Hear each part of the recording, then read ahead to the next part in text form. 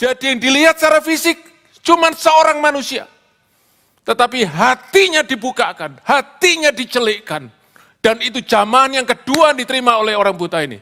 Setelah jamahan yang pertama, saudaraku, mencelikkan mata jasmaninya. Sampai akhirnya, saudaraku, hari Sabat yang mestinya, saudaraku, membuat orang itu penuh dengan hati, saudaraku, yang bisa fellowship dengan Tuhan, hati yang bisa menyembah Tuhan, menjadi hari yang penuh dengan ketakutan. Saja kita membuka bersama di dalam Injil Yohanes pasal yang ke-9. Kita akan lanjutkan apa yang kita belajar minggu yang lalu tentang pernyataan daripada Tuhan Yesus bahwa Dia adalah terang dunia. Minggu yang lalu kita belajar dari Yohanes pasal yang ke-8 ayat 12, di mana Tuhan Yesus berkata, "Akulah terang dunia, barang siapa mengikut aku, ia tidak akan berjalan dalam kegelapan, melainkan ia akan memperoleh terang hidup."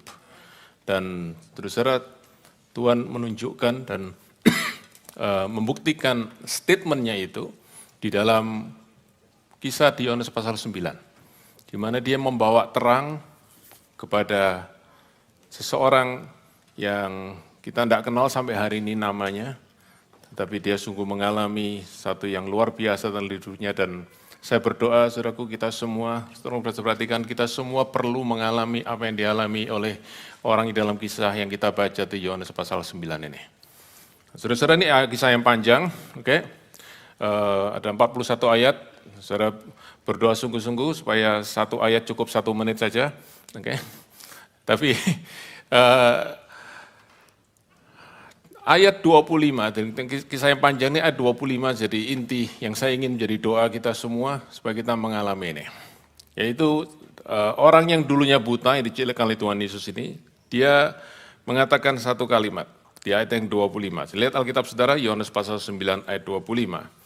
Dia berkata begini, "Tetapi satu hal aku tahu, one thing I do know." Oke? Dan terjemahan bahasa Inggris saudaraku pakai kata I do know, bukan hanya I know, I do know. Artinya aku sungguh-sungguh tahu. Oke? Artinya sesuatu yang tidak bisa disangkal, sesuatu saudaraku tidak bisa digoyahkan, sesuatu yang firm, oke, unshakable, tidak bisa dikoncangkan, oke? Apa itu? I was blind. Aku dahulu buta. Tadinya aku buta dan sekarang dapat melihat. And now I see.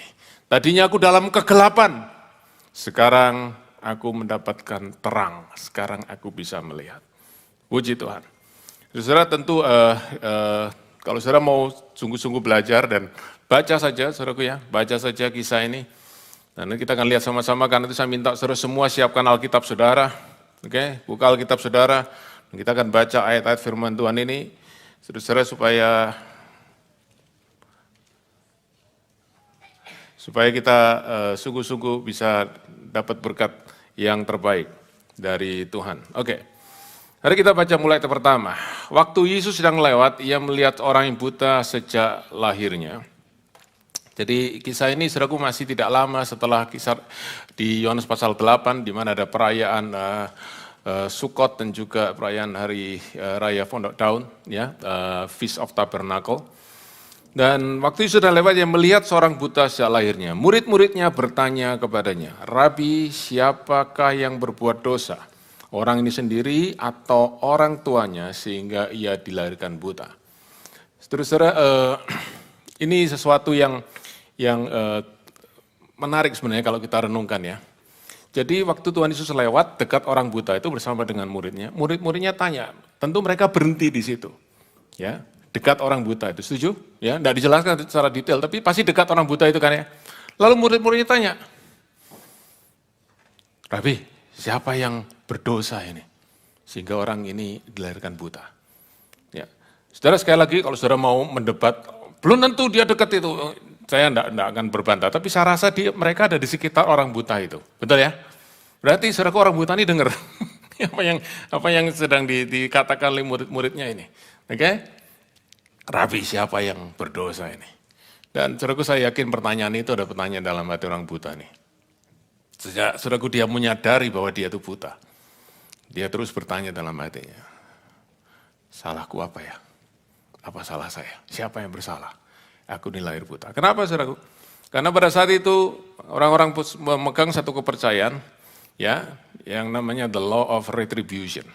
Ya, jadi hukum yang namanya hukum pembalasan. Oke, artinya begini, kalau engkau baik, engkau akan diberkati. Semakin kau baik, semakin kau akan diberkati. Oke, tapi kalau engkau berdosa, engkau akan dihukum, dan semakin besar dosamu, semakin besar hukumannya. Nah, berarti ada satu dosa yang sangat serius sehingga orang ini sejak lahir sudah buta. Nah, murid-murid berkata, siapa yang berdosa? Cuma ada dua kemungkinan. Karena orang ini kan masih dalam perut ibunya. Oke? Kalau dia lahir buta pasti karena dosa, pasti karena dia dihukum oleh Tuhan. Kalau bukan dia yang berdosa, enggak tahu saudaraku bayi dalam kandungan itu bisa berbuat dosa apa. Oke? Kalau enggak pasti orang tuanya, karena saudaraku mereka mungkin mengutip saudaraku perintah Tuhan berkata, kalau engkau tidak setia, maka aku akan membalaskan sampai keturunan yang keempat. Jadi saudaraku mereka ini pasti orang tuanya ini. Dan saudara itu yang didengar oleh orang buta ini bertahun-tahun dalam hidupnya. Dia selalu tanya, siapa yang salah? Siapa yang salah? Tapi hari itu saudaraku, dia mendengar satu jawaban yang belum pernah dia dengar sebelumnya. Yaitu jawaban daripada Tuhan Yesus. Dan Tuhan berkata begini, ayat yang ketiga, jawab Yesus, bukan dia dan bukan juga orang tuanya. Saudara jangan salah, Tuhan Yesus tidak berkata begini, oh dia tidak berdosa, orang tuanya tidak berdosa, bukan. Oke? Semua orang berbuat dosa. Roma pasal 3:23, semua orang telah berbuat dosa, kehilangan kemuliaan Allah. Sebab apa? Kita semua lahir dalam dosa. Kita semua mewarisi dosa daripada Adam. We are in Adam, we are all sinners. Walaupun kita belum berbuat dosa satupun, tapi sifat nature dosa dalam diri kita sehingga waktu saudaraku setelah kita lahir, maka saudaraku kita mulai beranjak saudaraku besar, dewasa, di situ saudaraku sifat dosa itu akan membawa kita untuk berbuat dosa. Dan baru saudaraku kita menjadi orang berdosa karena kita berbuat dosa, tapi sifat dosa itu, status kita sebagai orang berdosa itu, kita warisi daripada Adam. Dan Tuhan Yesus tidak mengatakan orang tuanya maupun dia sepanjang hidupnya tidak pernah berbuat dosa. Tetapi Tuhan Yesus berkata begini, dia ini lahir buta bukan karena orang tuanya berbuat satu dosa yang spesifik sehingga dia ini dihukum lahir buta. Artinya begini, penderitaannya ini bukan semata-mata dari dosa yang dia lakukan. Saudara-saudara perhatikan, semua penderitaan dalam dunia ini adalah akibat dosa. Saudara lihat, oke, kalau ada saudaraku orang-orang yang menderita karena orang lain perbuatan dosa dari orang lain. Kita lihat semua karena dosa. Oke? Tetapi juga penderitaan di dunia ini akibat dunia ini ada di bawah dosa. Saya ingat berapa 2 minggu yang lalu. Sampai ketika Adam dan Hawa jatuh dalam dosa, maka Tuhan berkata, karena engkau telah berbuat dosa mendengar perkataan istrimu dan melanggar perintahku, maka terkutuklah bumi, terkutuklah tanah. Dan saudara-saudara dalam dunia yang sekarang ini, selama dunia sekarang ini masih ada, selalu akan ada penderitaan. Karena itu, saudaraku, Tuhan menjanjikan kepada kita satu hal, apa? Langit dan bumi yang baru. Nanti saya akan kembali ke situ bagian akhir. Nah, tetapi Tuhan Yesus berkata bahwa orang ini lahir buta bukan semata-mata karena dia sudah berbuat dosa.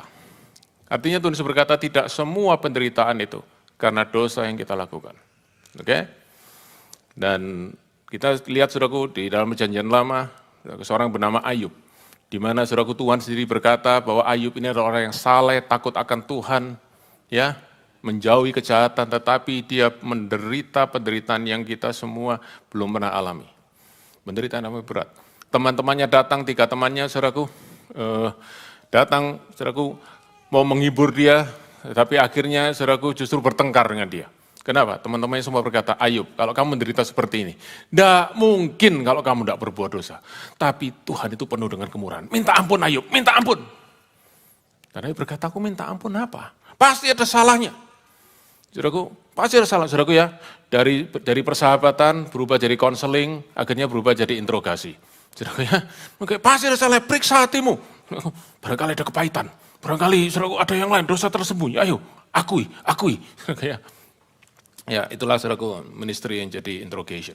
Nah, saudaraku, tetapi kita tahu bahwa Allah sendiri tidak pernah berkata Ayub itu berbuat dosa. Allah sendiri berkata dia orang yang saleh. Mazmur 73, saudara baca nyanyian daripada Asaf. Dia berkata, Tuhan, aku ini bersih tanganku, tapi aku ini menderita, orang fasik. yang berbuat jahat, mulutnya menyumpahin Tuhan, tapi mereka justru makmur. Where is the law of retribution? Di mana ini keadilan? Tapi disitulah saudaraku, Tuhan ingin berkata kepada kita semua, bahwa itu yang terjadi di dunia ini. Dan waktu Tuhan Yesus ditanya oleh murid-muridnya, apakah orang ini berdosa? Tuhan bilang, enggak. Dia lahir buta karena bukan dia berbuat dosa, bukan karena orang tuanya berbuat dosa. Tetapi, baca ayat 3, tetapi karena pekerjaan Allah harus dinyatakan di dalam dia. Dan saudara-saudara, ini yang indah. Bahwa dalam setiap fase kehidupan kita, di dalam masa-masa kehidupan kita, bahkan masa-masa yang berat sekalipun, kita punya pengharapan. We have a hope bahwa Allah turut bekerja di dalam segala sesuatu, termasuk di dalam penderitaan kita. Dan pekerjaan Allah pasti pekerjaan yang baik. Nah, karena itu, saudara, ayat ini, kalau saudara baca, perhatikan dalam bahasa Inggris pakai kata so that, bahasa Indonesia pakai kata karena, berarti tujuan daripada ini terjadi. Tujuan daripada orang dilahirkan buta, supaya apa? Pekerjaan Allah akan dinyatakan di dalam dirinya. Berarti bukan kebetulan, berarti bukan random, berarti bukan accident, tetapi ada rencana Allah yang pada akhirnya menuju kepada kebaikan. Haleluya. Nah, kemudian Tuhan Yesus lanjutkan di dalam ayat yang keempat dan kelima. Dia berkata begini, kita harus mengerjakan pekerjaan-pekerjaan Dia yang mengutus aku. Siapa Dia itu? Allah. Selama masih siang akan datang malam di mana tidak seorang pun dapat bekerja, dan selama aku dalam dunia, akulah terang dunia. Saudara perhatikan, apa maksud Tuhan Yesus mengatakan kalimat ini? Perhatikan ya. Ayat yang ketiga tadi dia berkata, penderitaan orang ini punya satu tujuan, yaitu pekerjaan Allah akan dinyatakan dalam dirinya. Nah, pekerjaan Allah akan dinyatakan dirinya. Siapa yang akan melaksanakan pekerjaan Allah dalam dirinya? Tuhan Yesus. Karena itu ayat 4 dan 5 Tuhan berkata, sekarang aku yang akan menunjukkan kepadamu bahwa orang ini buta bukan karena hukuman Allah, tapi justru karena Allah ingin menyatakan pekerjaan dalam dirinya. Dan pekerjaan apa? Pekerjaan membawa terang. Dia yang hidup dalam kegelapan, dia mulai hari ini akan melihat terang, sebab akulah terang dunia. You got it? Oke? Saudaraku, itu alur daripada cerita ini. Dan Tuhan Yesus berkata, sekarang aku datang, aku lewat kepada orang ini, bukan kebetulan. Sebab aku akan membawa orang ini keluar dari kegelapan, dari kebutaannya. Untuk dia melihat, dia hidup di dalam terang. Dan saya berdoa hari ini pun, Tuhan bekerja di dalam diri saudara semua. Membawa saudara dari kebutaan, membawa saudara dari kegelapan, masuk ke dalam terang. Saudara, hari ini, saya bersyukur saudara semua ada di gereja. Tapi tahukah saudara mengapa saudara harus ada di sini? Do you know why you are here? If you're not, I hope at the end of the service you will know. Saya berdoa supaya akhir daripada ibadah ini, saudara tahu mengapa saudara ada di sini hari ini. Sebab inilah hari perkenanan Tuhan buat saudara semua. Haleluya. Ayat yang ke-6. Setelah yang mengatakan semuanya itu, ia meludah ke tanah dan mengaduk ludahnya itu dengan tanah, lalu mengoleskannya pada mata orang buta tadi. Saudara, saya cuma ingin pesan kepada saudara semua, tolong jangan ada yang coba meniru ini ya. Biarkan Tuhan Yesus saja yang lakukan ini, saudara. Tetapi tentu ada banyak penafsiran, saudaraku, kenapa Tuhan Yesus harus untuk menyembuhkan orang buta ini, dia harus repot-repot meludah ke tanah, lalu saudaraku bikin lempung daripada tanah itu. Kenapa saudaraku? Karena di kesempatan yang lain, dia bertemu dengan orang buta yang lain, namanya Bartimius. Sudah mungkin pernah dengar ya? Dia juga minta disembuhkan, saudaraku, dan apa yang Tuhan Yesus katakan? Tuhan Yesus cuma berfirman kepada dia dan orang itu sembuh. Ada dua orang buta yang lain juga, saudaraku, mereka datang kepada Tuhan dan berkata, Tuhan, kalau engkau mau, engkau bisa sembuhkan. Tuhan berkata, aku mau, sembuhlah engkau. Cukup saudaraku dengan perkataan. Kenapa ini? Tuhan tidak berkata kepada orang buta ini, sembuhlah engkau. Kenapa harus pakai meludah ke tanah, aduk-aduk tanah lagi, saudaraku, lalu dioleskan ya, bikin semacam salep gitu ya, dioleskan, saudaraku. Lalu dikatakan, suruh pergi, basuh di kolam Siloam. Nah, terus terang saya tidak tahu. Dan ada banyak, saudaraku, bagian dari firman Tuhan yang saya masih belum tahu sampai hari ini. Tapi yang saya tahu cuma satu hal. Tuhan Yesus boleh lakukan apa saja yang dia mau. Dia adalah Tuhan. Ya, Kita tidak bisa batasi cara Tuhan bekerja. Tapi yang pasti dia selalu punya rencana yang baik di dalam kehidupan kita. Nah, saudaraku, setelah ditempelin itu,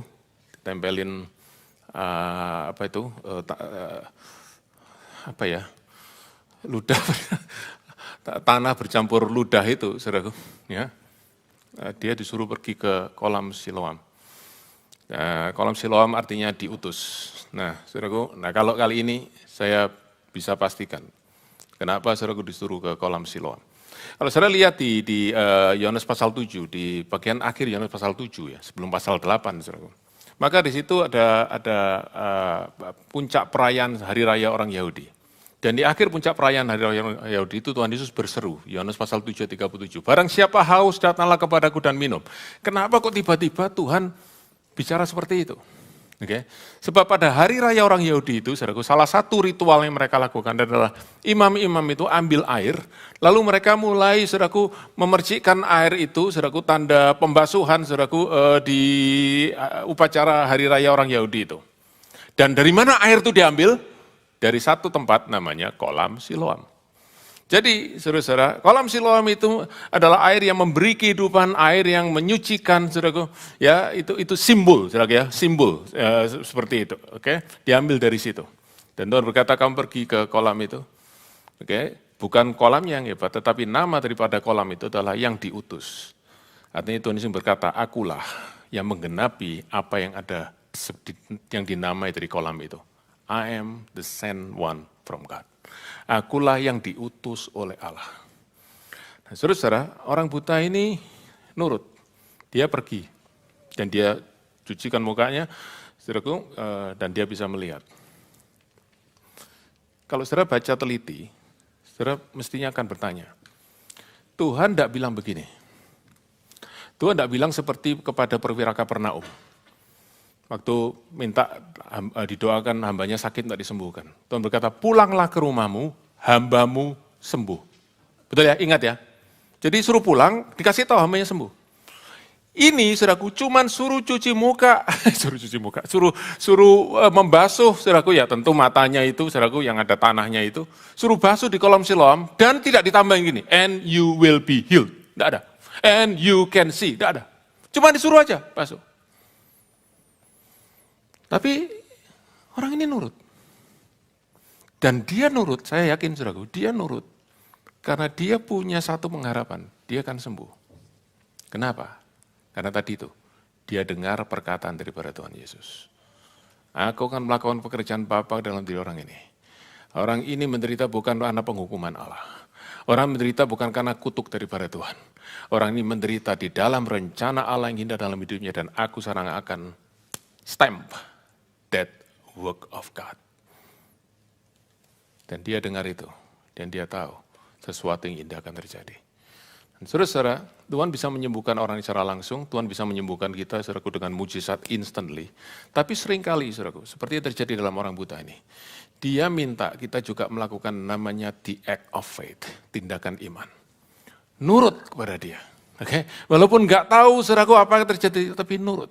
Dan dari iman itulah, saudaraku, dia mengalami mujizat daripada Tuhan. Haleluya. Demikian juga saudara dan saya. Kalau kita sungguh-sungguh percaya kepada Tuhan, saya percaya kita juga akan mengalami mujizat daripada Tuhan. Now, apa yang terjadi setelah itu? Setelah orang ini mengalami mujizat, saudara perhatikan, dari tadinya buta sekarang bisa ngelihat. Wow, apa yang terjadi? Hidupnya akan luar biasa. Betul? He will have a wonderful life. Sudah akan mengalami luar biasa. Wah, ajaib. Wow, sekarang hidup bukan jadi tambah enak. That's not the case. Bukan itu. Setelah dia dijelikkan dari kebutaannya, dia melihat. Dia mengalami masa-masa tekanan yang sangat berat di dalam kehidupannya. Oke? Dan terus saudara, perjalanan kita ikut Tuhan, tidak selalu setelah percaya Tuhan Yesus, setelah ketemu dengan Tuhan Yesus, wah hidupnya lebih manis, seperti saudaraku beberapa nyanyian yang kita naikkan. Enggak. Kadang-kadang setelah kita kenal Tuhan, hidup kita malah bisa lebih susah daripada sebelumnya. Dan saudaraku, orang buta ini Nanti kita akan lihat lebih detail, tapi orang buta ini mengalami tekanan, mengalami oposisi, mengalami pressure, bahkan saudaraku dari orang lain, dari pemimpin-pemimpin di masyarakat, pemimpin agama, bahkan saudaraku dari orang tuanya sendiri. Dia mengalami hal yang tidak menyenangkan setelah dia ketemu dengan Tuhan. Setelah dia mengalami jamahan Tuhan. And that is our life. Itu semua yang kita mesti tahu. Saudaraku perhatikan sungguh-sungguh, kalau kita sungguh-sungguh dengan Tuhan, kalau kita sungguh-sungguh ketemu dengan Tuhan, hidup kita akan bisa mengalami seperti itu. Tetapi nanti, saudaraku, saya akan sampaikan ada hal yang indah dalam itu semua. Yaitu apa? Dua hal terjadi. Waktu dia mengalami tekanan itu, saudaraku, terutama dari orang-orang Farisi, ada dua hal terjadi. Nomor satu, dia makin kenal Tuhan. Tekanan itu membuat dia makin kenal Tuhan. Oposisi membuat dia makin kenal, nomor satu. Dan yang kedua, dia punya kesempatan bersaksi tentang Tuhan. That's beautiful, isn't it? Oke? Dan karena itu, saudaraku, jangan takut, saudaraku, setiap kali iman saudaraku ada oposisi, ada orang yang challenge, ada orang yang mencoba menggoyahkan, saudaraku, justru iman kita akan makin kuat kalau kita sungguh-sungguh kenal, sungguh-sungguh kita berjumpa dengan Tuhan. Oke, mari kita lihat sama-sama sekarang. Ayat yang ke-8, tetapi tangga-tangganya dan mereka yang dahulu mengalami sebagai pengemis berkata, bukankah dia ini yang selalu mengemis? Ada yang berkata benar, dialah ini. Ada yang pula berkata bukan, tapi ya serupa dengan dia. Orang itu sendiri berkata, benar akulah itu. Jadi saudaraku, orang-orang teman-temannya semua, orang-orang yang tiap hari lihat dia ngemis duduk, saudaraku. Di situ dan pada zaman itu, saudaraku, orang buta tidak bisa bikin apa-apa selain mengemis. Mereka tidak bisa lakukan pekerjaan yang lain. Mereka orang yang dianggap tidak berguna di masyarakat, tidak bisa melakukan apa-apa, kerjaan mereka cuma saat yang sangat-sangat menyedihkan. Tapi sekarang, saudaraku, dia sudah melek, sekarang dia bisa lakukan banyak hal. Nah, orang-orang yang biasa lihat dia, hari itu, saudaraku ngelihat dia itu mereka nggak lagi sadar nih siapa orang ini, ya. Saudaraku bahasa kerennya itu pangling, oke? Lalu mereka mulai tanya, ini dia? Bukan. Artinya saudaraku ada perubahan yang sangat radikal. Dan ini pertanyaan buat saudara dan saya. Kalau saudara berkata, saya sudah kenal Tuhan, saya sudah ketemu Tuhan, saya sudah percaya Tuhan, adakah orang melihat perubahan dalam diri kita sampai mereka tuh wonder, hey, what's happened with you? What happened with you? Okay, you're changed now, you're not the same.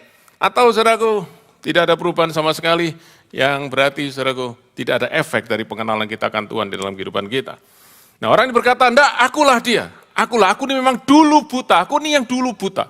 Lalu orang-orang tanya kepada dia ayat 10, kata mereka kepadanya, bagaimana matamu menjadi melek? Jawabnya, ayat 11, orang yang disebut Yesus itu mengaduk tanah, mengoleskannya pada mataku dan berkata kepadaku, pergilah ke Siloam dan basuhlah dirimu, lalu aku pergi dan setelah aku membasuh diriku, aku dapat melihat.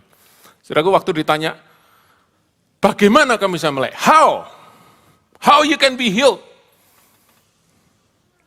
Dia tidak jawab how, dia balik hurufnya. Bukan H-O-E, tapi W-H-O, who. Dia tidak mulai dengan bagaimana, caranya, no, tapi siapa. Dan saya ingin sampaikan pada saudara semua, kalau kita menghadapi persoalan, pertanyaan kita selalu bagaimana saya bisa keluar dari persoalan ini, bagaimana saya bisa lepas daripada kesulitan ini, bagaimana saya bisa sembuh, bagaimana. Oke, how. Hari ini saudara, mari kita berhenti bertanya how lebih dulu, tapi kita tanya who. Siapa? Siapa yang bisa tolong aku? Kita tahu siapa yang bisa tolong kita. Yesus, Tuhan. Dia bisa tolong kita. So the answer is not how, the answer is who. Dan lalu apa yang menarik daripada orang ini? Waktu ditanya, bagaimana aku bisa sembuh, bagaimana aku bisa melek, bagaimana engkau bisa ngalami mujizat itu? Dia berkata, ada orang namanya Yesus. Jadi yang dia kenal, saudaraku, Jesus just a man named Jesus. Itu yang pertama dia kenal. Cuman tahu orang namanya Yesus. Dan tentu saudaraku, Jesus is more than a man. He is a man but more than a man, he is God. Tetapi saudaraku, pengenalan kita akan Tuhan, walaupun dimulai dengan pengenalan yang sangat lemah, pengenalan yang sangat dasar, tapi selama kita mulai mengenal nama Yesus, ada kesempatan satu kali kita akan kenal dia yang sungguhnya. Karena itu saudaraku, beribadah terus dengan rajin. Supaya setiap kali kita dengar nama Yesus, dan setiap kali kita dengar nama itu, kita akan makin kenal dia. dan pengenalan kita akan bertumbuh. Haleluya.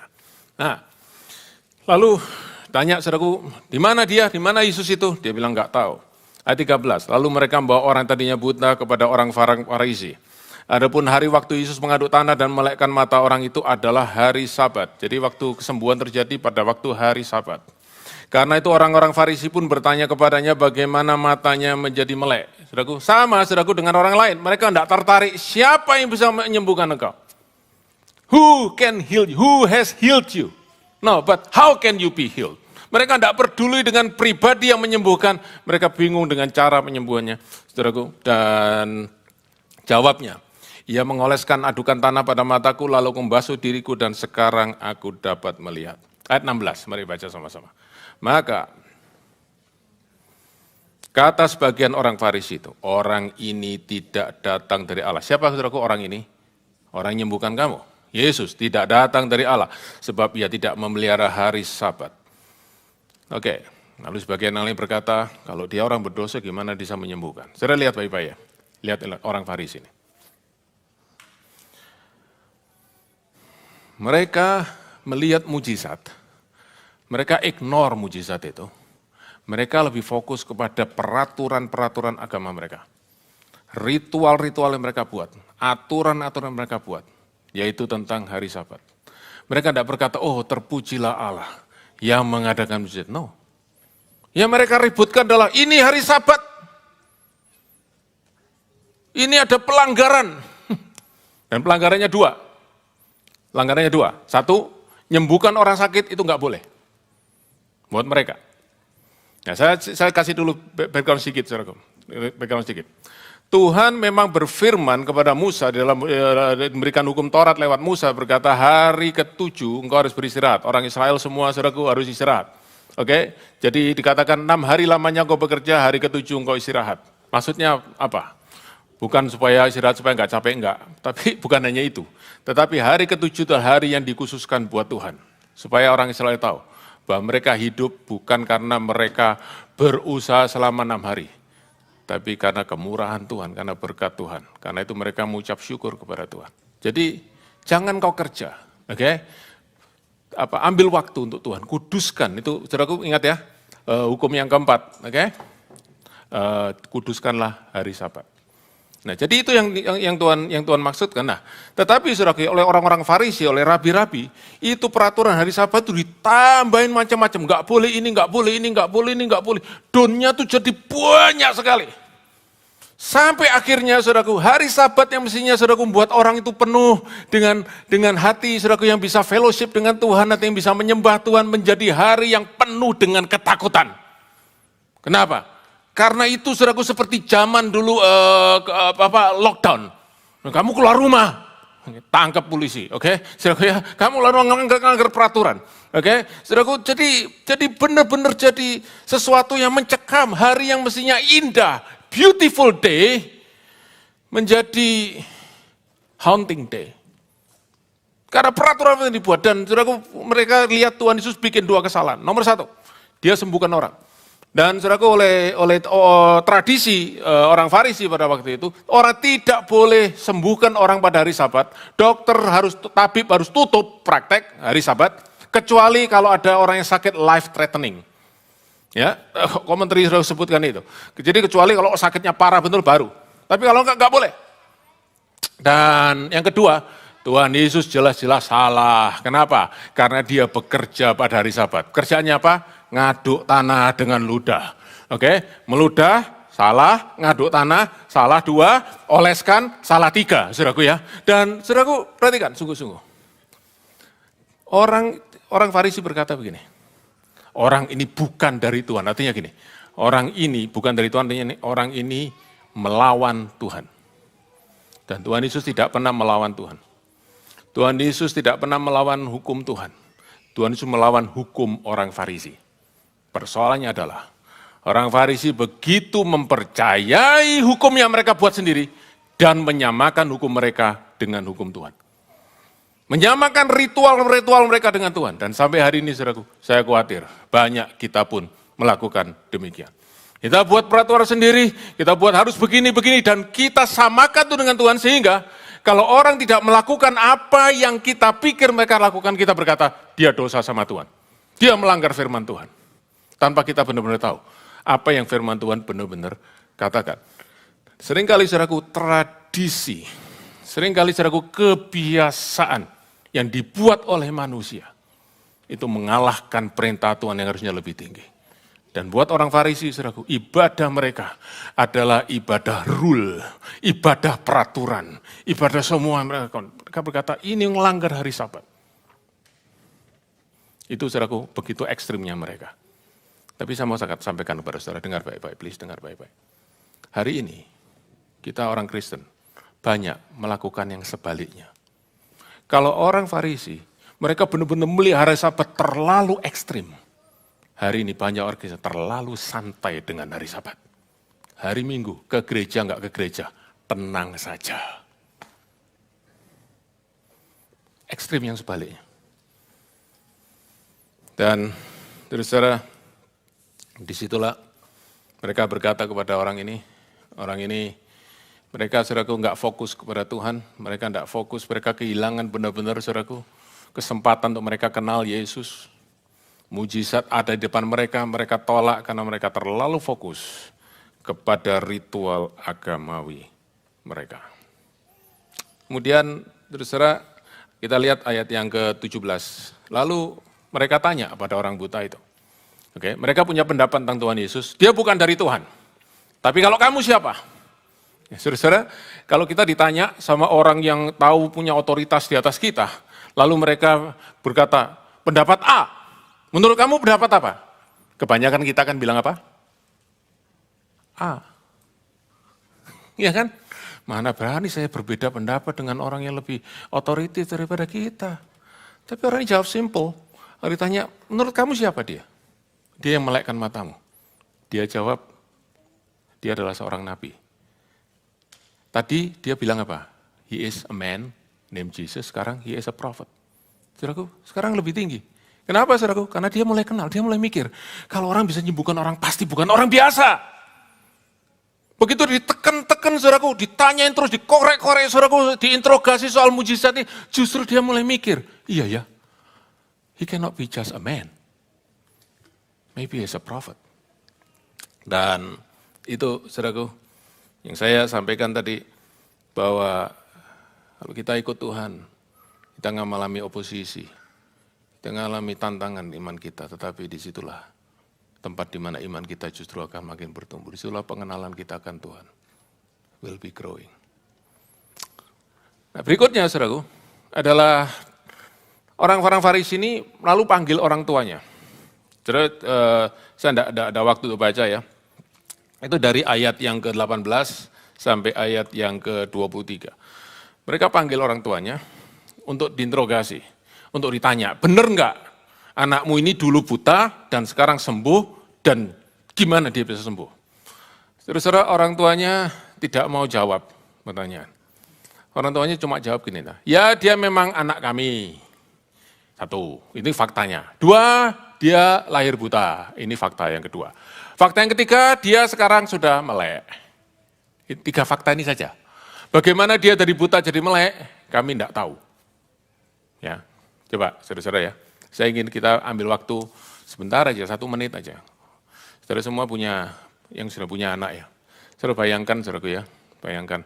Kalau ada orang tua yang punya anak yang buta sejak lahir. Sedih enggak? Halo? Sedih enggak? Sedih? Saya tahu ya, enggak sedih lah. Amat sangat sedih sekali. Oke, ini sudah hopeless ini. Bertahun-tahun, anak ini mulai lahir, saudaraku nggak bisa apa-apa, jalan cuman meraba-raba, oke. Orang tuanya mikir, besok dia mau jadi apa? Cuman satu, mereka tahu, dia akan jadi pengemis. Cuman itu aja. Dan akhirnya benar kan anak-anaknya mulai besar, saudaraku. Tiap hari dituntun pergi ke tempat di mana dia ngemis.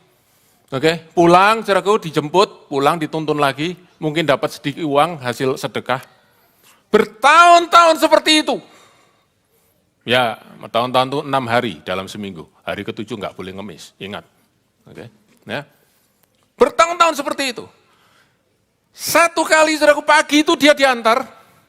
Tiba-tiba saudaraku dia pulang dan dia sapa, "Papa, Mama, aku pulang." Mamanya bilang, "Ya, siapa yang ngantar kamu?" "Enggak ada, pulang sendiri." "Hah? Dari mana? Kamu sudah hafal jalannya ngeraba-raba?" "Enggak, aku pulang lihat jalan, melek aku." Mamanya keluar lihat. Melek bener. Berapa ini? 1, 2, saya lihat kalau itu ya. Berapa? 2, 3, loh bener. Sudah bayangkan apa yang hati papa mamanya. Wah, mungkin mereka nangis. Mungkin mereka bertahu, anakku, sekarang kamu melek. Ya, tiba-tiba dengar kabar, kamu dipanggil sama orang Farisi. Saudara yakin orang tua ini nggak tahu siapa yang menyembuhkan anak ini? Yakin? Aku 100% yakin bahwa tidak mungkin mereka tidak tahu. Anaknya pasti cerita. Anaknya pasti kasih tahu. Paling tidak di cerita itu ada orang namanya Yesus. Dan saudaraku, Tuhan Yesus, saudaraku, itu orang sudah banyak kenal. Makanya orang Farisi langsung tahu, dia ini bukan dari Tuhan. Tetapi ini yang saya ingin belajar. Saudara semua belajar dengan baik-baik. Seringkali saudaraku takut akan manusia. Takut akan manusia membuat kita tidak berani untuk menyatakan siapa Tuhan Yesus. Takut akan manusia membuat kita jadi takut. Membuat kita jadi enggak berani bilang I'm Christian. Kalau saudaraku kalau ditanya, weekend acaranya kemana? Ya biasalah. Ya biasalah. Mau bilang, saya minggu ke gereja. Itu mau ngomong gitu aja, nanti. Enggak, itu cuma saya ya. Saudara enggak ya? Oke. Ya. Saudara, saya dulu seperti itu. Sempat. Gimana weekend? Saudaraku sekarang, hari Minggu kemana? I went to church. Oh yeah, of course. Why not? Ya, saudara-saudara. Oke, makan bareng-bareng. Mau berdoa tuh. Aduh, Tuhan, kau tahu Tuhan tahu hatiku kan. Doa itu kan bukan Tuhan tahu hatiku. Saudara, kita tidak harus menunjukkan, mengkampanyekan, saudaraku ya, wah kita orang Kristen demonstrasi gini, no. Tapi seringkali takut akan Tuhan. Takut akan manusia. Lebih daripada kita takut akan Tuhan. Ini dalam orang tua dari orang yang buta ini.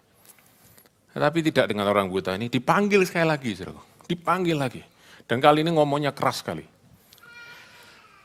Katakanlah kebenaran kepada kami. Bahasa Indonesianya, bahasa Inggrisnya give glory to God. Jadi terjemahannya agak jauh, saudaraku. Tapi memang give glory to God itu ungkapan yang sangat keras sekali. Artinya begini, saudaraku hampir seperti ini. Kamu mesti sumpah ya, kamu katakan kebenaran.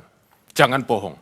Itu kata give glory to God itu adalah ungkapan yang sama, saudaraku, dipakai waktu Yosua nantang Achan. Ya, prajuritnya yang mencuri saudaraku dari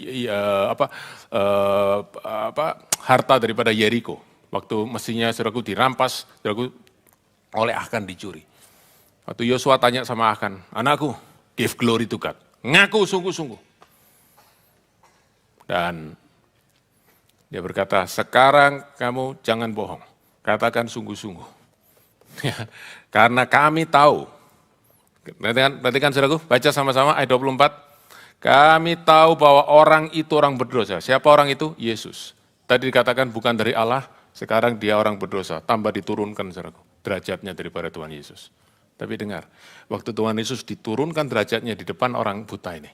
Depan orang yang dulu buta ini. Justru imannya makin kuat. Saudaraku, itu yang luar biasa. Haleluya. Jawabnya, nah saudaraku ya. We know this man is sinner. Kenapa saudaraku? Mereka orang Farisi berkata, kami tahu dia orang berdosa. Kenapa? Karena dia melanggar hukum Taurat. Dia melanggar peraturan agama. Orang itu jawab begini, dia orang berdosa atau tidak, aku terus terang nggak tahu. Terus terang aku nggak terlalu ngerti lah. Peraturan-peraturanmu itu aku nggak terlalu ngerti. Oke? Dan ini saudaraku sebenarnya sesuatu yang penting yang kita semua harus tahu ya. Oke? Artinya begini. We need to know what we know and what we don't know. Dan seringkali saudaraku, Kita tidak tahu apa yang kita tidak tahu. Dan orang yang tidak tahu apa yang dia tidak tahu, dia akan selalu merasa tahu. Itu yang namanya sok tahu. Tapi dia kata kalau urusan debat ini ya, debat di hari Sabat ngelanggar, terus terang aku enggak ngerti. Oke, tapi satu hal yang aku tahu, one thing I know. Satu hal yang aku tahu. Aku dulu buta, sekarang aku melihat karena dia. Saudara-saudara, perhatikan. Kita harus bertumbuh di dalam pengenalan kita dengan firman Tuhan. Kita harus bertumbuh di dalam pengenalan kita akan kebenaran firman Tuhan. Saudara-saudara, di dalam doktrin, di dalam dasar iman kita, di dalam teologi kita yang bersumber daripada firman Tuhan. Tetapi, dengar baik-baik. Tetapi, tidak cukup kita hanya bertumbuh dalam pengetahuan. Kita harus bertumbuh dalam pengalaman. Sebab pengetahuan yang tidak menjadi pengalaman, satu kali akan digoyahkan. Tetapi pengetahuan kita akan firman Tuhan yang berubah menjadi pengalaman, itu tidak bisa digoyahkan seperti orang buta ini. Aku tidak ngerti banyak, kalau kamu ajak debat aku tidak bisa jawab, terus terang. Tapi satu hal, aku tidak akan goyah. Aku dulu buta, sekarang aku melihat, dan itu karena Yesus. Kamu boleh ngomong apa saja tentang dia, tapi satu hal aku tahu. I am what I am today because of him. Kalau kita miliki kesaksian di dalam diri kita, saudaraku, kita mungkin tidak bisa berapologetika. Itu baik, itu sangat baik. Tetapi kalau kita tidak bisa berapologetika sekalipun, kita tetap bisa bersaksi tentang Tuhan. Bukan kita bersaksi dari doktrin tentang Tuhan, tapi kita bersaksi dari pekerjaan Tuhan yang baik di dalam diri kita. We can testify about him. Haleluya. Nah, lalu ayat 26, orang Farisi tanya lagi, apa yang diperbuatnya kepadamu? Bagaimana ia melekkan matamu? Diulangi lagi pertanyaannya, saudaraku. Padahal tadi sudah nanya kan, sudah dijelaskan sama dia ngaduk tanah, oleskan kepadaku ya. Karena itu, saudaraku, dia jawab sama orang yang tadi buta ini, jawabnya agak jengkel juga. Telah kukatakan kepadamu dan kamu tidak mendengarkannya. Mengapa kamu tidak mendengarkannya lagi? Apa kamu menjadi muridnya juga? Waduh, saudara-saudara, kenapa sih kamu ingin tahu tentang orang ini lebih lagi? Kamu jadi muridnya ya? Artinya apa, saudara? Aku mau jadi muridnya, kamu mau ikut sama-sama? Wah, saudaraku, mendidih itu orang Farisi, saudaraku. Mendidih itu orang Farisi, lalu mereka berkata gini, sambil mengejek mereka kepadanya, engkau murid orang itu, tapi kami murid-murid Musa. Nah, kamu mau ikut dia? Dia memang rabi, kamu ikut dia jadi muridnya, silakan. Kami punya guru yang lebih hebat, namanya Musa. Kamu muridnya Yesus, kami muridnya Musa. Pertanyaannya, Musa muridnya siapa? Saudara, perhatikan ya, orang Farisi berkata 2 kali, kami tahu dia orang berdosa, kami tahu.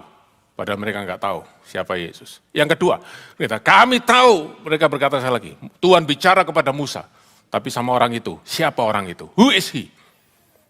Kalau saudara baca dalam Yohanes pasal 5 ayat 46, Yohanes pasal yang kelima 46, Tuhan Yesus berkata kepada orang-orang Yahudi, okay, dia berkata kalimat ini, sebab jikalau kamu percaya kepada Musa, tentu kamu akan percaya juga kepadaku, sebab ia telah menulis tentang aku. Berarti orang-orang Farisi berkata, kami murid Musa, kami mengerti semua ajaran Musa, they don't know anything.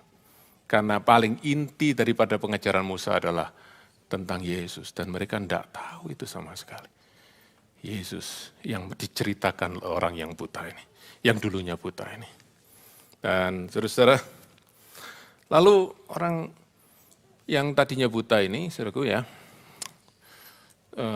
supaya gampang, setiap kali saya nyebut orang buta ini kan dia nggak buta lagi ya. Jadi saya sebut orang ex buta ya. Oke ya. Si ex buta ini, saudaraku. Ya. Dia lalu jawab dari ayat 31-33, dia bilang, oh jadi kamu enggak tahu siapa dia ya? Heran juga ya, heran juga. Kamu enggak bisa tahu tentang dia. Kan kita tahu, Allah itu enggak dengarkan doa orang berdosa. Oke? Dan gini, coba kita pikir ya, saudaraku ya, ini diajarin mikir sederhana, saudaraku ya. Orang Farisi ini ya, saudaraku, yang unreasonable diajak reason. Coba kita pikir ya, dari dulu sampai sekarang ini kita tidak pernah dengar lah ada orang bisa menyembuhkan orang buta. Dan kita tahu yang bisa mengadakan mujizat ini cuma Allah sendiri. Berarti kalau ada orang bisa menyembuhkan, berarti dia pasti dipakai oleh Allah, berarti dia pasti diutus oleh Allah. Berarti kan dari Nabi sekarang dia adalah utusan khusus daripada Allah.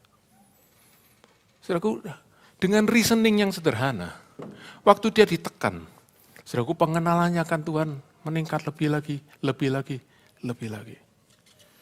Dia berkata dia ini pasti utusan daripada Allah. Dan waktu orang Farisi dengar itu, mereka marah besar. Dan mereka berkata, kamu ini lahir dalam dosa, bagaimana kamu mau ngajarin kami? Bahasa Inggrisnya NIV, how do you lecture us? Saudaraku ya,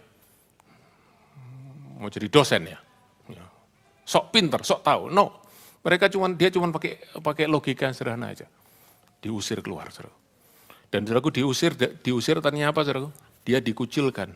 Bukan hanya dari agama, tapi juga dari masyarakat. Dia ditolak, reject. Itu yang dialami orang buta ini setelah dia mengalami mujizat daripada Tuhan. His life is not getting easy. Dia hidupnya makin lama sukar, akhirnya dia diusir dan ditakutkan orang tuanya itu benar-benar terjadi. Diusir, dikucilkan.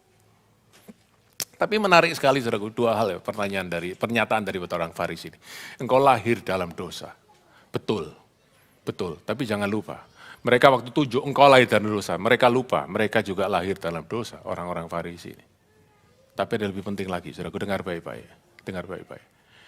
We are all born in sin. Kita semua lahir dalam dosa. Itu bukan lagi pertanyaan, itu pernyataan. Oke?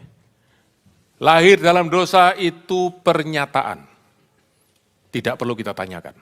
Yang kita tanyakan adalah, kita akhiri hidup kita ini dalam dosa atau tidak. We are born in sin, but do we die in sin as well? Itu pertanyaan kita mesti tanyakan. Dan orang buta ini, saudaraku, kalau lahir dalam dosa, ya, tapi dia berjumpa dengan Tuhan. Hidupnya akan berubah dan sebentar lagi perubahan yang paling indah akan terjadi. Dia diusir keluar ayat 35, saudaraku. Yesus mendengar bahwa telah diusir keluar mereka, kemudian ia bertemu dengan dia dan berkata, Tuhan Yesus cari dia. Oke? Ini yang indah, saudaraku. Tuhan Yesus menghilang kan? Tapi begitu dia diusir, saudaraku, Tuhan Yesus datang kepada dia. Dan dia tanya satu pertanyaan. Percayakah engkau kepada anak manusia? Saudara-saudara, ini pertanyaan yang paling penting. Do you believe in the Son of God? Saudara semua percaya enggak? Saudara sungguh percaya kepada Tuhan enggak?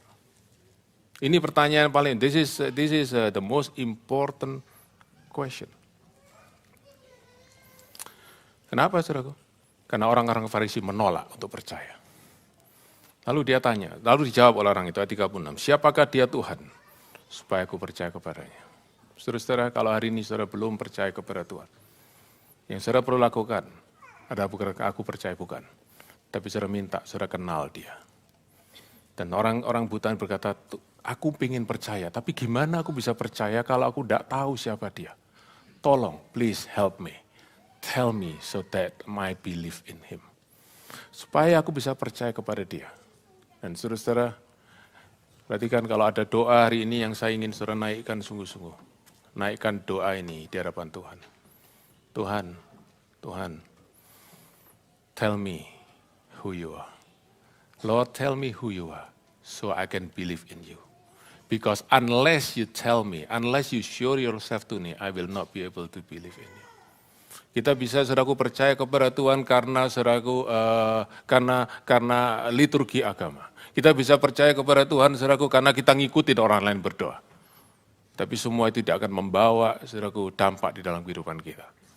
Kita hanya bisa percaya kepada Tuhan kalau terang Tuhan itu datang kepada kita. The light of the gospel that shows the face of Christ. Sinar pada Injil yang buat kita melihat wajah Kristus. Karena itu saudaraku, doa kita hari ini semua. Tuhan, aku ingin melihat, mengenal Engkau. Supaya aku bisa percaya kepadamu. Dan saudaraku, waktu Tuhan Yesus dengar doa daripada orang ini. Dia berjawab dari ayat 37. Kata Yesus kepadanya, engkau bukan saja melihat dia, tapi dia yang sedang berkata-kata dengan engkau. Dialah itu. Saudaraku, Tuhan Yesus berkata kepada orang yang si ex buta ini, kamu ingin lihat Tuhan? Dia sekarang ada di hadapanmu. Kamu sedang lihat dia. Dan perhatikan saudaraku, waktu Tuhan Yesus berkata, engkau sedang melihat dia, artinya sedang melihat dia dengan mata jasmani. Saat itulah, waktu Tuhan Yesus berkata itu, saat itulah dia buka mata rohani daripada orang ini. Engkau sedang melihat dia. Perhatikan sungguh-sungguh. Menurut saudara, waktu orang buta ini ngelihat ketemu sama Tuhan Yesus dan Tuhan ngomong, akulah dia yang berkata-kata dengan kau. Menurut saudara, wajah Tuhan Yesus tiba-tiba bersinar-sinar atau tetap biasa saja? Siapa yang bilang bersinar-sinar? Siapa yang bilang biasa saja? Biasa saja? Biasa saja. Jadi yang dilihat secara fisik cuma seorang manusia. Tetapi hatinya dibukakan, hatinya dicelikkan. Dan itu zaman yang kedua diterima oleh orang buta ini. Setelah zaman yang pertama, saudaraku mencelikkan mata jasmaninya. Dia tercelik dan dia melihat. Ini Tuhan. Itu sebabnya. Begitu hatinya melihat ini Yesus, ini Tuhan. Not just a man. Not just a prophet. Not just a man sent by God. But he is the Son of Man. He is Lord. Dia Tuhan. Dia berkata, aku percaya Tuhan. Dia sujud sembah di kaki daripada Tuhan Yesus. Now that's why I tell you. Kalau saya ingat doa saya tadi sebelum firman. Saya berkata, Tuhan kami ingin menyembah Engkau lebih lagi. Tapi tunjukkan siapa Engkau di dalam hati kami. Unless you know God, your worship will be just like that. Saudara kan nyembah Tuhan ala kadarnya. Saudara kan nyembah Tuhan, ya sudahlah. Ini di gereja seperti ini, ya udahlah. Angkat tangan, saudaraku. Ya oke? Karena kita tidak kenal Tuhan. Saudara, perhatikan sungguh-sungguh. Untuk apa saudara datang ke tempat ini? Saudara tidak mau kedatangan saudara sia-sia, bukan? Saudara tidak mau kedatangan saudara sia-sia. Setiap kali saudara datang, cari Tuhan. Cari sungguh-sungguh dan minta untuk Dia boleh celikkan mata hati kita. Kenal Dia lebih lagi. Maka kita boleh percaya kepada Dia dan akan lahir penyembahan untuk Tuhan. Haleluya. Saudara-saudara, bagian terakhir, Tuhan Yesus berkata, setelah orang ini menyembah, Dia berkata ini, aku datang supaya yang buta melihat, yang melihat buta. Saudara-saudara, Dia kontraskan, perhatikan, Tuhan Yesus kontraskan siapa, saudara, perhatikan ya, ada dua kelompok. Yang buta akan melihat, yang melihat akan jadi buta. Siapa yang buta melihat? Orang yang tadinya buta nih, si ex buta ini. Siapa yang melihat akan jadi buta? Orang-orang Farisi. Tuhan kontraskan dua ini. Yang berkata, mereka yang sungguh-sungguh percaya kepada aku. Mereka yang tercelik matanya, mereka yang lihat, tapi mereka yang menolak aku, mengeraskan hatinya.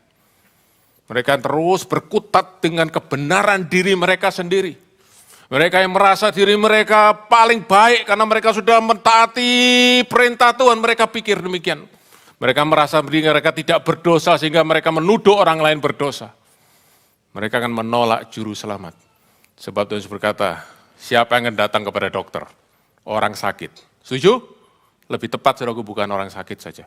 Orang sakit yang tahu dia sakit. Banyak orang sakit tidak pernah ke dokter sampai penyakitnya terlambat. Kenapa?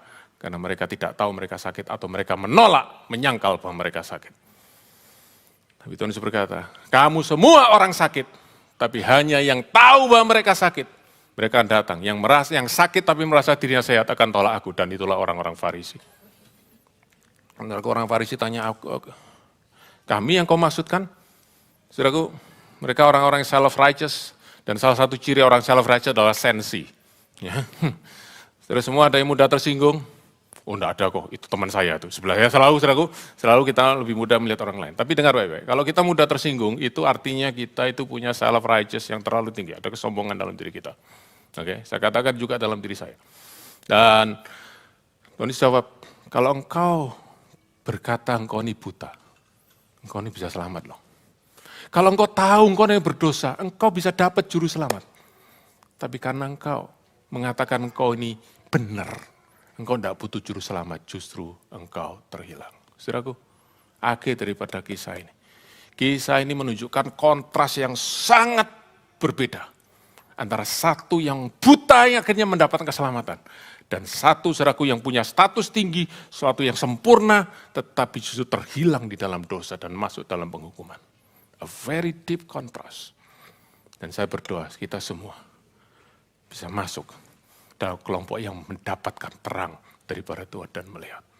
Saya ingin tutup saudaraku dengan aplikasi. Reflection nomor 1.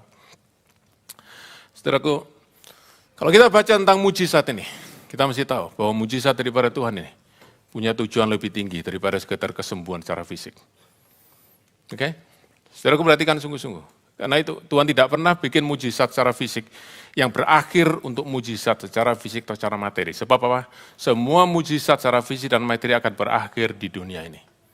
Saudara-saudara, kalau Tuhan sembuhkan kita, puji Tuhan. Tapi sekali lagi, saudaraku, ya, orang-orang dipakai Tuhan dalam healing ministry yang hebat-hebat, akhirnya mereka pun semua meninggal. Oke, semua mujizat secara fisik adalah temporary. Kenapa saudaraku? Karena Tuhan akan sembuhkan kita, tubuh kita nih akan Tuhan sembuhkan secara sempurna di langit dan bumi yang baru waktu kita terima tubuh kemuliaan. Demikian juga saudaraku, berkat-berkat mujizat saudaraku secara materi akan kita tinggalkan saudaraku dalam dunia ini. Karena itu saudaraku, jangan kita berhenti hanya mencari mujizat, tapi cari bahwa setiap mujizat kita terima daripada Tuhan akan menunjuk kepada pengenalan kita yang lebih lagi tentang Tuhan. Sebab pengenalan kita akan Tuhan, itulah mujizat terbesar. Waktu kita bisa percaya kepada Tuhan, itulah yang kekal, yang tidak akan berhenti di dalam dunia yang sementara ini. Yang ketiga, saudaraku, pengikut-pengikut daripada Tuhan Yesus, saudara dan saya, kita bisa alami konflik, kita bisa alami oposisi. Tapi sekali lagi, seperti orang buta ini, kita bisa mengalami pertumbuhan dalam pengenalan kita akan Tuhan. Semakin ditekan, saudaraku, semakin kita merenung, kita berpikir. Orang berkata ini, itu, tapi kita lihat pengalaman hidup kita, apa yang terjadi dalam hidup kita. Kita tahu, He touched me and makes me whole. Something has happened. I know He touched and changed my life. Hallelujah. Do you know Jesus? Do you believe in Him? Who is Jesus? Saudaraku, saya ingin tutup saudaraku dengan cerita. Billy Graham pernah menceritakan satu kisah. Satu kali saudaraku ada satu banquet, satu pesta yang diselenggarakan untuk menghormati seorang aktor.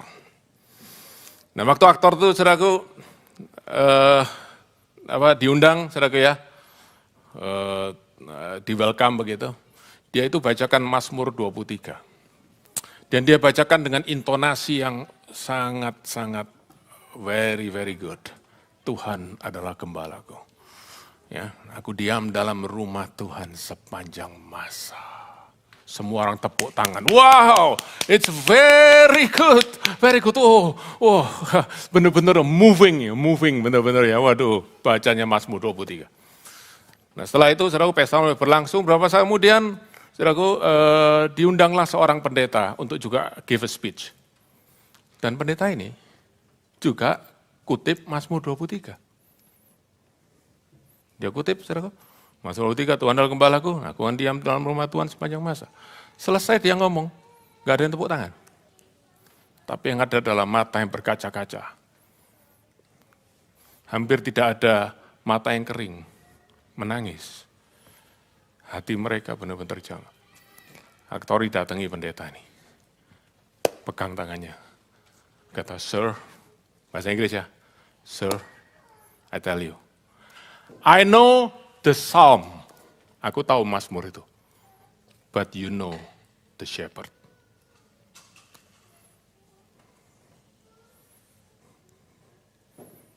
Saudara, adakah kita tahu Alkitab? It is good. It's very good. Tapi apakah kita tahu Yesus yang ada di sini? Yesus yang dinyatakan di sini. Itulah yang akan mengubah dan menyelamatkan kehidupan kita. Hati-hati, saudaraku. Jangan sampai kita seperti orang Farisi yang bertahun-tahun merasa sudah tahu semua hukum Tuhan, merasa kenal Tuhan, tapi mereka tidak bisa tahu Yesus yang ada di depan mereka yang adalah Allah sendiri. Jangan sampai saudara kita jadi orang-orang yang merasa kita sudah tahu semuanya. Mari kita rendahkan diri di hadapan Tuhan. Dan kita berkata, Lord, open the eyes of my heart. Supaya pada akhirnya, waktu kita lihat salib Kristus, kita bisa tahu, one thing I know, Jesus has died for me. He is my Savior.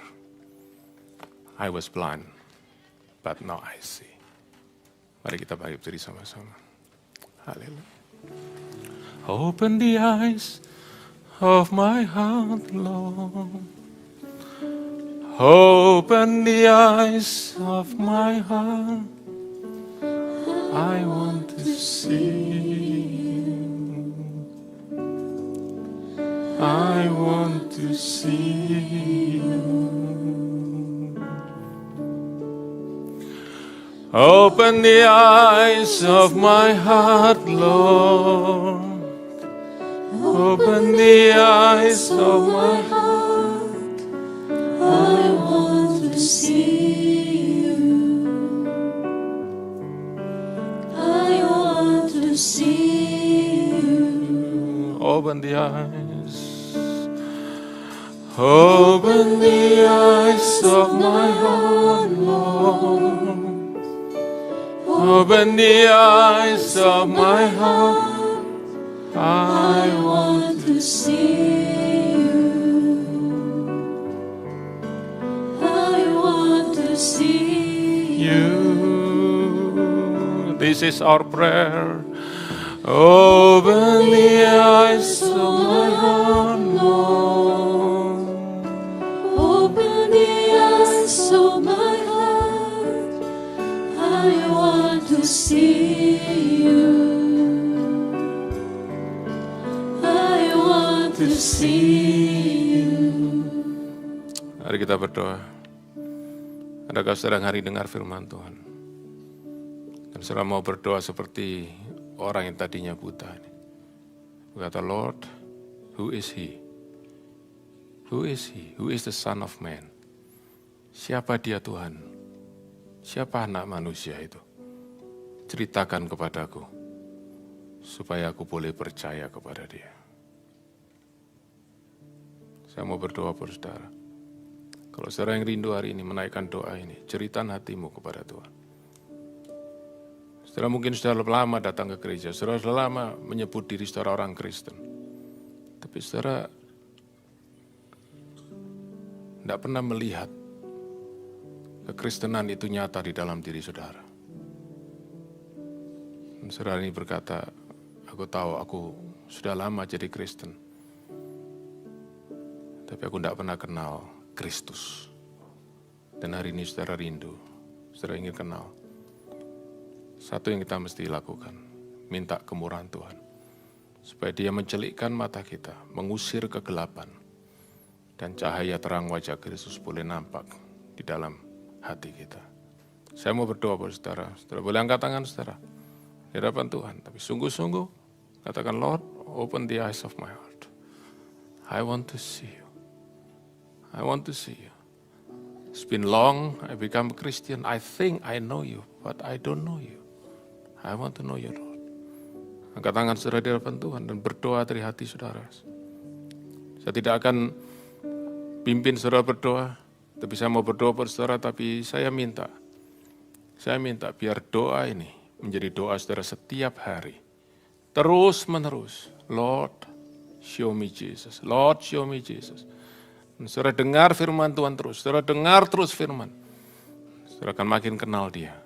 Sampai saudara berkata, satu kali saudara berkata, Lord, I believe. I believe. Bapa dalam surga, kami angkat tangan kami. Kami melek secara jasmani. Tapi kami tahu berkat terbesar yang kau beri, bukan penglihatan jasmani. Tapi hati kami yang boleh melihat siapa engkau. Dan hari ini, turunkan tanganmu. Jamah setiap mata hati, anak-anakmu yang kau kasih Tuhan. Mereka yang rindu untuk kenal Engkau lebih lagi. Mereka yang rindu untuk bertemu dengan Engkau, melihat wajah-Mu lewat kebenaran firman-Mu. Dan dalam hati mereka, mereka boleh kenal Engkau Tuhan, Engkau Allah, dan boleh terjadi perubahan, boleh terjadi Tuhan kesembuhan, boleh terjadi pemulihan di dalam kehidupan mereka. Mereka boleh menjadi orang-orang yang percaya kepadamu dan mereka boleh berkata, satu hal aku tahu, aku dulu buta, sekarang aku melihat. Dulu aku tidak kenal siapa Yesus. Dulu aku cuma tahu gereja, aku cuma tahu nyanyian-nyanyian, aku cuma tahu khotbah, aku cuma tahu acara-acara Kristen. Hari ini aku tahu Kristus. Aku kenal Dia. Itu kerinduan kami. Dan kerjakan itu dalam hati mereka semua. Yang mengangkat tangan mereka hari ini, ulurkan tangan-Mu dan jamah mereka Tuhan. Haleluya. Haleluya. Dan sekarang kami semua, ya kami sudah mengenal Engkau. Tuhan, biar kami sungguh-sungguh. Kami sungguh-sungguh lebih lagi mengejar pengenalan akan Engkau lebih lagi. Kami tidak berpuas diri dengan apa yang kami sudah dapatkan.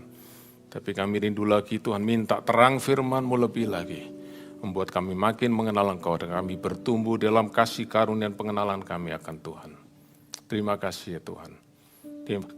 Bawa kami terus dalam perjalanan iman. Seperti orang yang tadinya buta ini. Boleh mengenal Engkau lebih dan lebih lagi. Lewat semua tekanan, lewat semua tantangan. Bahkan Tuhan lewat semua Tuhan penderitaan yang kami alami. Kami tahu di dalamnya kami akan melihat Engkau makin nyata di dalam hati kami semua. Terima kasih ya Tuhan. Terima kasih. Bapa dalam surga, sekarang kami upah persembahan kami kepadamu dan biar kami boleh berikan persembahan kami ini dengan hati yang bersuka cita, dengan hati yang bersyukur. Karena kami boleh tahu Engkau Tuhan Allah yang layak menerima semuanya di dalam kehidupan kami. Di dalam nama Tuhan Yesus.